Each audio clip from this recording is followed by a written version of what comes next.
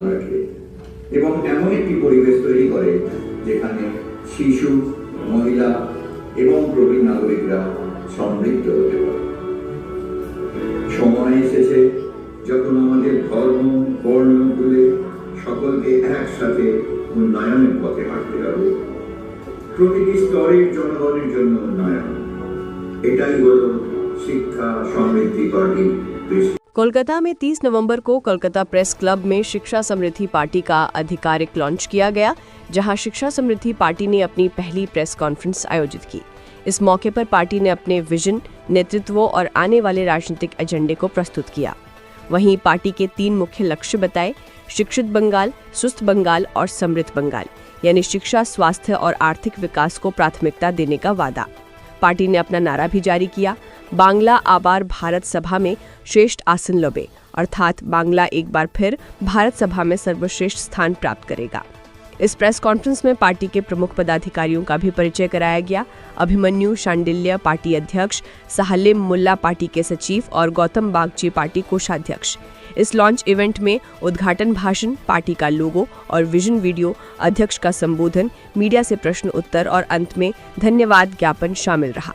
पश्चिम बंगाल की राजनीति में एसएसपी की ये नई शुरुआत कितना प्रभाव डालती है, ये आने वाला समय बताएगा। कोलकाता से रिंकू गुप्ता की रिपोर्ट। लोग मौजूद हैं कोलकाता के प्रेस क्लब में और आज यहाँ पर शिक्षा समृद्धि एक नए पार्टी का यहाँ पर लॉन्च किया गया है और हमारे बीच मौजूद है इस पार्टी के प्रेसिडेंट। आइए इनसे कुछ सवाल जवाब कर लेते हैं।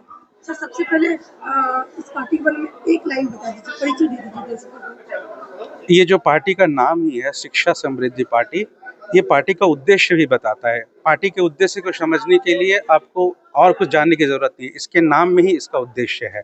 और इस उद्देश्य के पीछे जो सपना है वो सपना ये है कि बांग्ला को सोनार बांग्ला बनाना है। सर, क्या ये सिर्फ शिक्षा से जुड़ा है या और भी? जी नहीं, शिक्षा तो फाउंडेशन है, बट उसके आगे देखिए तो समृद्ध है। समृद्ध मतलब चतुर्मुखी, हर एक दिशा का समृद्धि।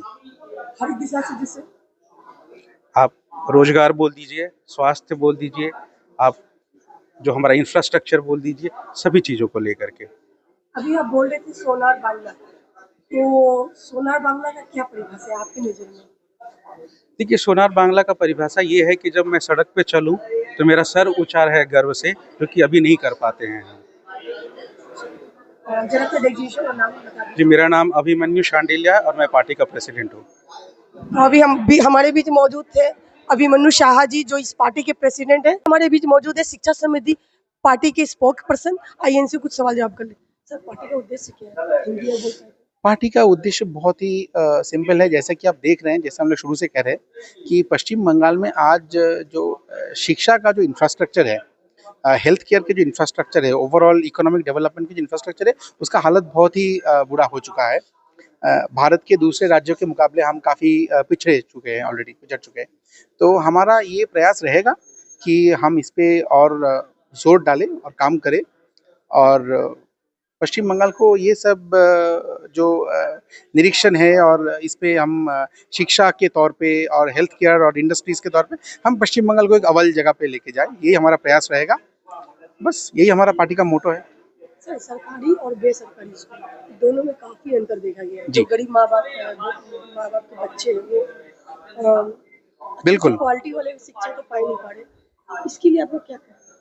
देखिए, मैं उस टाइम पे पीसी में भी यही बता रहा था कि हमारा ये प्रयास रहेगा कि हम पश्चिम बंगाल के जो पिछले कई सालों में बहुत सारे सरकारी स्कूल बंद हो चुके हैं, हम उसका रीओपन करें, उसको पुनः चालू करें और उसमें सही तरह के जो सिलेबस है उसको इम्प्लीमेंट करें और जो भारत के दूसरे राज्यों और तथा देश के जो कॉम्पिटिटिव एग्जाम्स नेशनल लेवल पे होते हैं उसके लायक हम अपना करिकुलम को लेके जाएं, ताकि जो हमारे गरीब माँ बाप की आप जिक्र कर रहे थे उन्हें काफ़ी लाभ हो और आने वाले कल में जो राज्य के बच्चे हैं उनको एक बहुत अच्छा एजुकेशनल एनवायरनमेंट मिले, ये हमारा प्रयास रहेगा।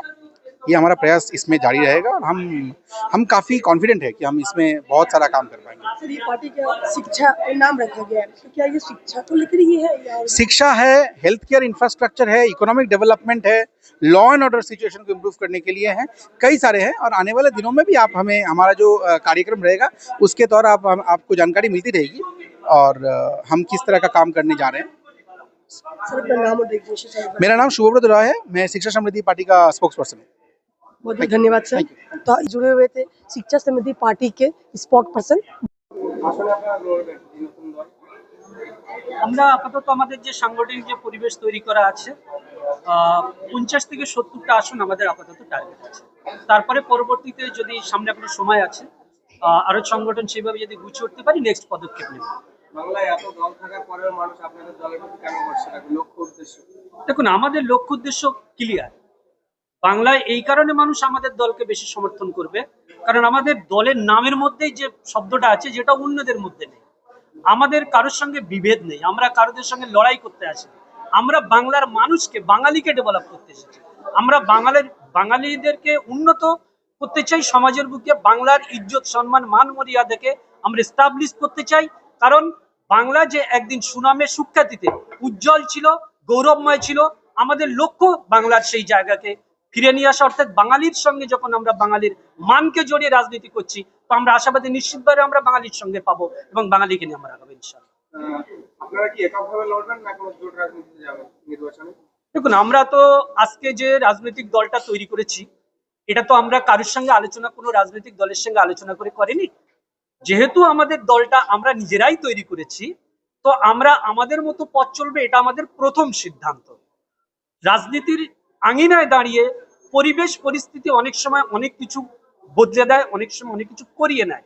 যদি কোনো রাজনৈতিক দল আমাদের সঙ্গে এবং তাদের চিন্তাধারার মধ্যে মিলবন্ধন ঘটে, আমরা দেখতে পাই যে এরকম একটা সিচুয়েশন তৈরি হচ্ছে যেখানে প্রয়োজন তাই সেই বিষয়ে আমরা পার্টিগতভাবে সিদ্ধান্ত নেব, একে অপরের মধ্যে আলোচনা করব এবং যদি মনে হয় সেটা বাংলা ও বাঙালির জন্য উপযুক্ত হবে সেক্ষেত্রে আমরা নিশ্চিত সেইভাবে ভাবব।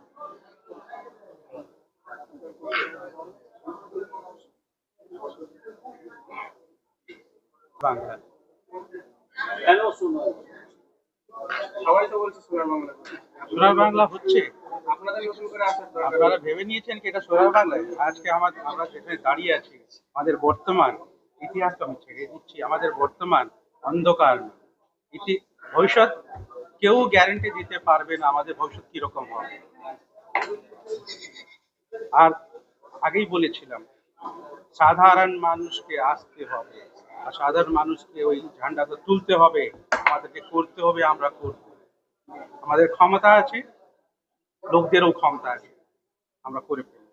আপনি বললেন গেরুয়া এবং সবুজকে বাংলায় রাজনীতি করতে দেবেন, সেটা কিভাবে করবেন?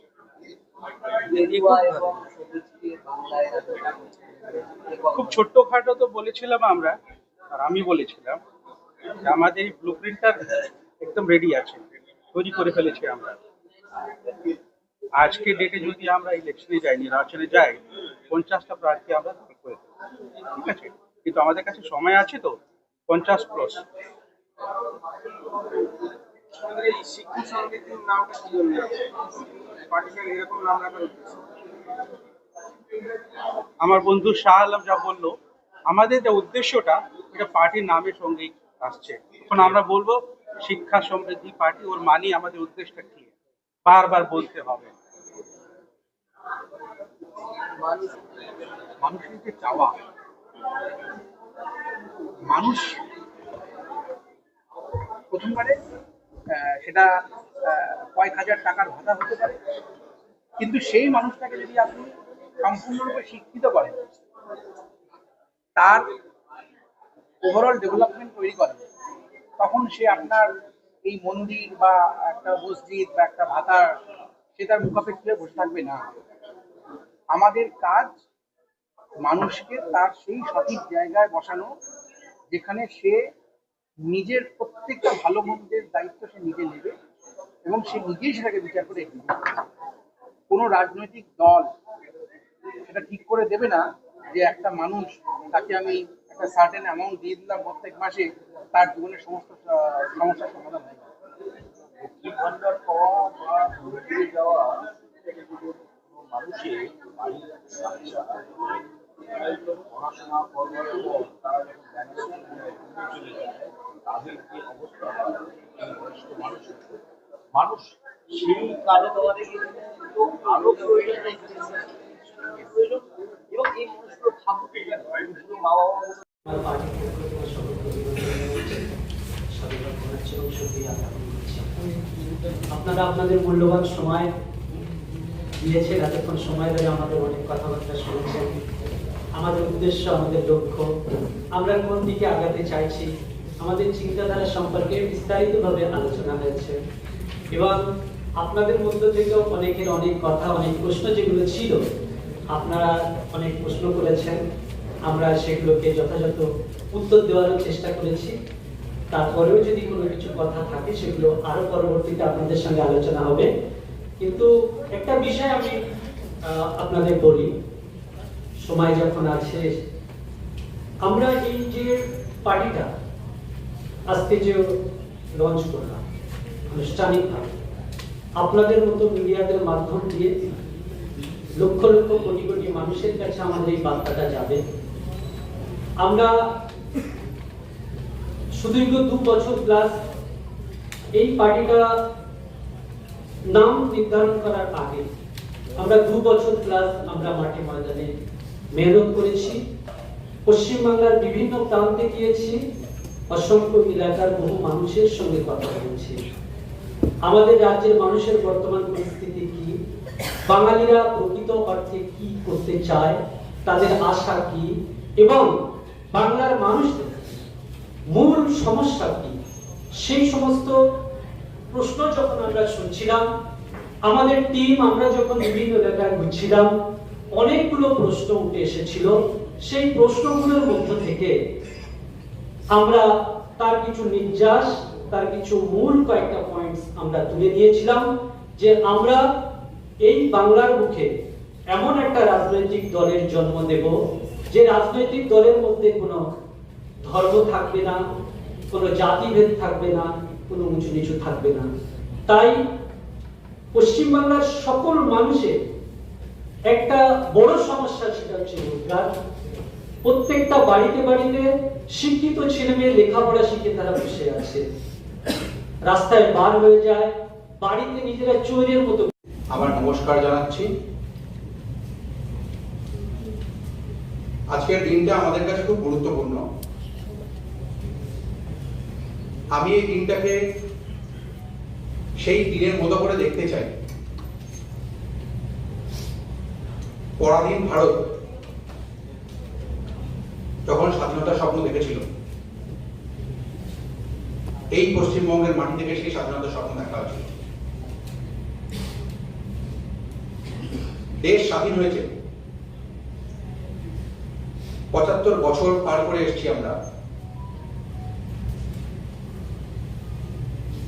এক সময় চিন্তা, কৃতি, কৃষি এবং উৎকর্ষের যে কেন্দ্রবিন্দু ভারতবর্ষ ছিল, যার নাম পশ্চিমবঙ্গ,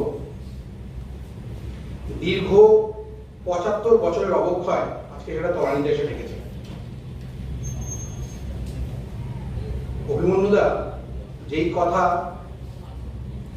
সর্বোপরি সবার সামনে রাখলো, সাধারণ মানুষ যখন সেই জিনিসটা উপলব্ধি করতে পারে তখন তার মনে হয়